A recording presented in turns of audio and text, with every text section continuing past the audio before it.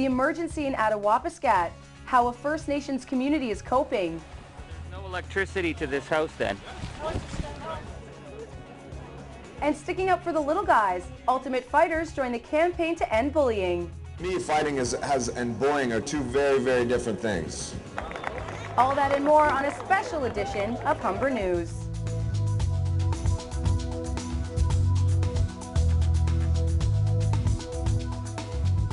Hello and welcome to Humber News, coming to you from the Broadcast Center at the North Campus. I'm Matt Leroux. Thanks for joining us. And I'm Catherine Divaris.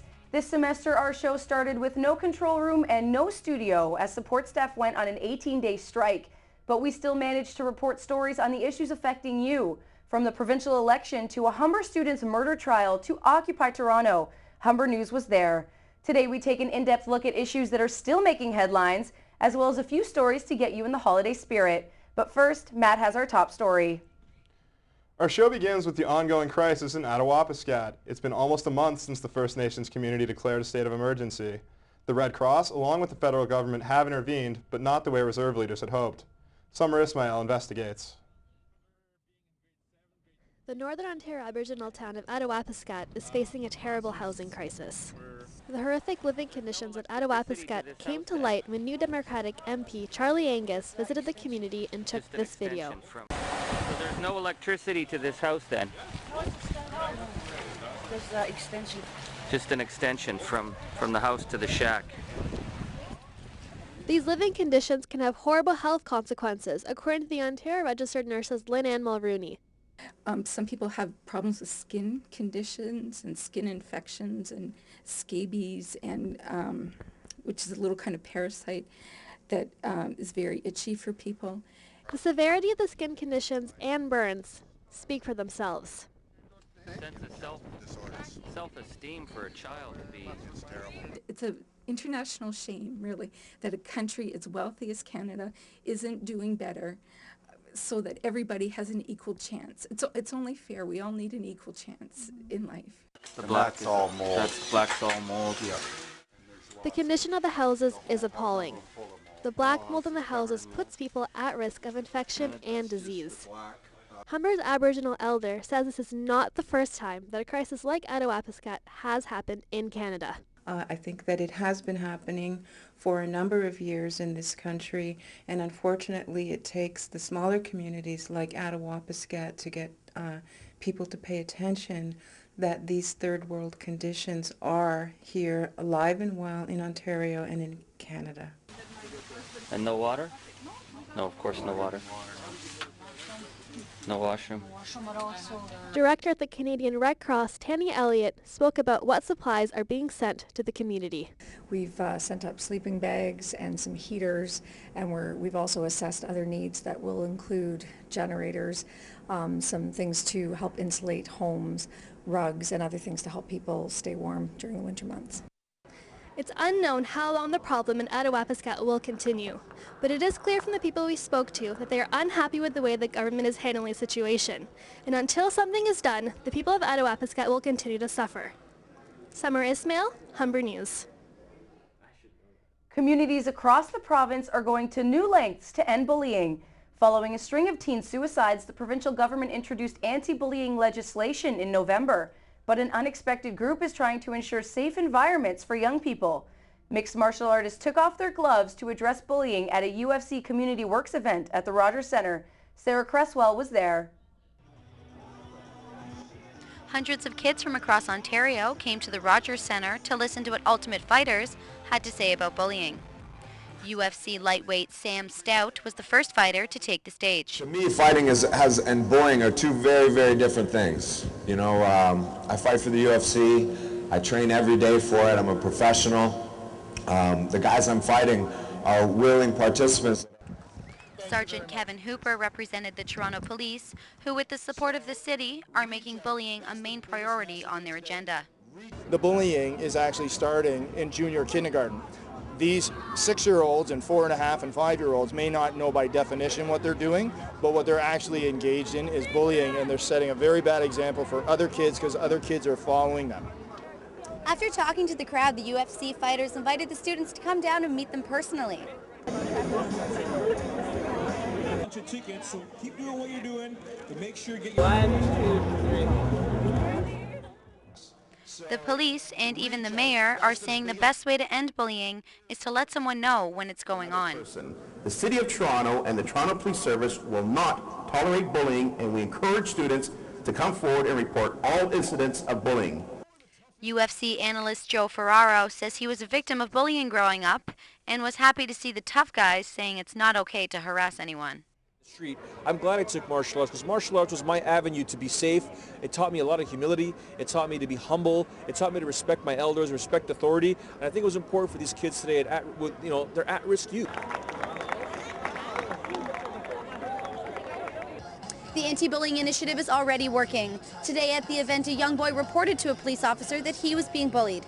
And before he even left the building, the police, along with school staff, were working to bring it to an end. Sarah Cresswell, Humber News.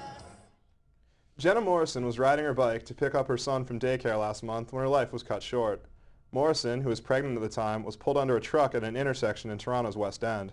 Now, politicians and cycling advocates are demanding the federal government make side guards on trucks mandatory. Reporter Kathleen Finley has the story. Over a month after she was hit by a truck in the city's West End, Torontonians continue to mourn the death of Jenna Morrison. The pregnant yoga instructor was riding her bike to pick up her son when she was caught under the wheels of a truck. Her death has sparked renewed calls by the cycling community to make it safer for bikes and trucks to share the road. Andrea Garcia, Director of Advocacy and Operations for the Toronto Cyclists Union, says Morrison's death has rallied the city's cyclists. It really is sort of served to renew calls that have really been around since the 1990s about the necessity to mandate side guards on trucks. Toronto City Council overwhelmingly approved a motion to look into more safety measures for trucks. One of the most contentious is side guards. The metal panels line the sides of the truck and are meant to prevent cyclists and pedestrians from getting caught underneath the wheels. Councillor Glenn de Beermaker introduced the motion last month and says side guards are necessary to prevent more tragedies from happening. There's 30,000 people a day in the summer in the city of Toronto and in the downtown core cycling to work every day, and those 30,000 people need protection. This isn't the first time mandatory side guards have been proposed. Initiatives have been pushed at both the municipal and federal level over the last 20 years. Marco Baguetto of the Canadian Trucking Alliance says the proof side guards save lives just isn't there. We don't see that there's any evidence out there in all the literature available to suggest that they are proven to prevent injuries or deaths. All the available research either comes out inconclusive or actually says that they will not prevent any injuries or death. The Toronto Cyclists Union says the trucking industry isn't doing their homework. That's the one study they keep referencing. There's about 10 others that are conclusively say truck side guards saved lives. Proponents of the side guards say resistance from the trucking industry isn't surprising. But Rob Jackson, a 25-year trucking veteran, says this change could be a good thing. As far as I'm concerned, if it's going to save somebody from going underneath our vehicle in the accident, it's worth it. Although Toronto City Council moved a step closer to putting side guards on Toronto's trucks, the victory for cyclists might be hollow at best. With the federal government and the trucking industry largely on the same side, it might be some time before Canadians can expect to see mandatory truck side guards nationwide. For Humber News, I'm Kathleen Finley. People across the GTA may be looking forward to some spiked eggnog or maybe a champagne toast to ring in the new year, but they should also be thinking about how they'll get home. The risk of drinking and driving becomes a dangerous reality over the holiday season. Nicole Bogart took a look at the RIDE program and what the Toronto Police do to combat drunk driving. Hi, we're running RIDE tonight. Any alcohol to drink? Okay, have a good night. Toronto Police have been lining the streets every night since the end of November with RIDE spot checks. 337 officers have dedicated 829 hours to this year's holiday RIDE program so far. Officers are trained to recognize the signs of intoxication while speaking to drivers on the line.